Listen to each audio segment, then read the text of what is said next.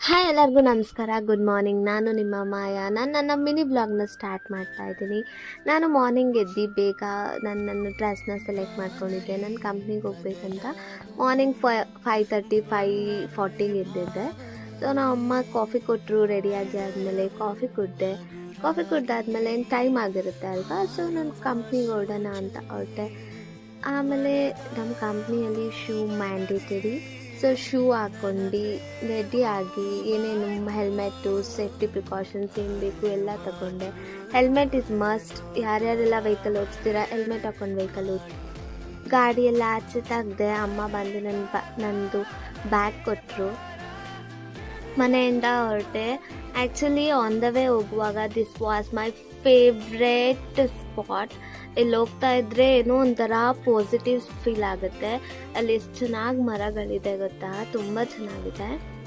And ನಂಗೆ ತುಂಬ ಇಷ್ಟ ಆ್ಯಕ್ಚುಲಿ ಈ ಥರ ಎಲ್ಲ. ಅಲ್ಲಿ ಆಫೀಸ್ ಹತ್ರ ಬಂದು ಲಾಗಿನ್ ಆಗಬೇಕಲ್ವಾ. ನನಗೆ ID ಕಾರ್ಡ್ ಇನ್ನೂ ಕೊಟ್ಟಿಲ್ಲ, ಯಾಕೆಂದರೆ ಇನ್ನು 2 days ಆಗಿದೆ ಅಷ್ಟೇ. ಅದಾದಮೇಲೆ ಆಫೀಸ್ ಒಳಗಡೆ ಹೋದೆ. ಸ್ವಲ್ಪ ಕೆಲಸ ಇತ್ತು ಮುಗಿಸಿ ಆಮೇಲೆ ಟಿಫನಿಗೆ ಬಂದೆ.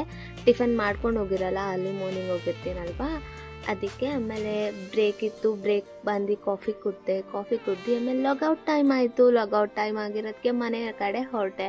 ಮಳೆ ಬಂದಿತ್ತು, ಸೊ ಸ್ವಲ್ಪ ಟ್ರಾಫಿಕ್ ಇತ್ತು.